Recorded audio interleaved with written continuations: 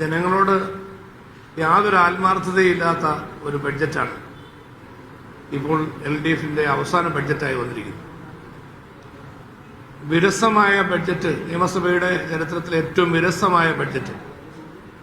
പ്രഖ്യാപനങ്ങളുടെ ആവർത്തനം എന്നതല്ലാതെ പ്രതിപക്ഷ നേതാവും ഉപനേതാവും പറഞ്ഞതുപോലെ ജനങ്ങൾക്ക് വേണ്ടി കാര്യമായി ഒന്നും ചെയ്യേണ്ടി വരില്ല എന്ന ഉത്തമ ബോധ്യത്തിൽ നിന്നുകൊണ്ട് സത്യത്തിൽ ജനങ്ങളെ കബളിപ്പിച്ച ബഡ്ജറ്റാണ്. LDFന്റെ പ്രകടന പത്രികയിൽ പറഞ്ഞ കാര്യങ്ങൾ പോലും ഇപ്പോഴും ഇവർക്ക് നടപ്പാക്കാൻ കഴിഞ്ഞിട്ടില്ല എന്നുള്ളത്. റബ്ബർ കർഷകരുടെ 250ന്റെ പ്രഖ്യാപനവും പെൻഷൻ 2500 പ്രഖ്യാപനവും ഒക്കെ പ്രകടന പത്രിക കഴിഞ്ഞ് 10 വർഷം ഭരിച്ചിട്ടും ഇപ്പോഴും അതിന്റെ 5 അയലോക്കത്ത് പോലും എത്താൻ കഴിയുന്നില്ല എന്ന് പറഞ്ഞാൽ അടിസ്ഥാനപരമായ ജനങ്ങളോട് ഒരു ആത്മാർത്ഥത ഇവർക്കില്ല എന്നതാണ്. 2 പ്രഖ്യാപനങ്ങളാണ്, വാരിക്കോരി പ്രഖ്യാപനം നടത്തിയിരിക്കുകയാണ്. അപ്പോൾ അവർ പൂർണ്ണമായ വിശ്വാസം സർക്കാരിനുണ്ട്, ഇതൊന്നും നടത്തേണ്ട കാര്യം വരുന്നില്ല.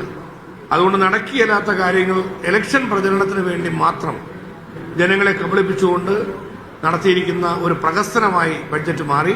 ആ നിലയിൽ ബഡ്ജറ്റിനെ പ്രഹസനമാക്കിയ LDFന്റെ നടപടി തന്നെ ജനങ്ങൾ ചോദ്യം ചെയ്യും എന്നതിൽ യാതൊരു സംശയവുമില്ല. ജനങ്ങൾക്ക് ഉപകാരമില്ലാത്ത ബഡ്ജറ്റായി ഞങ്ങളിതിനെ കാണുകയാണ്.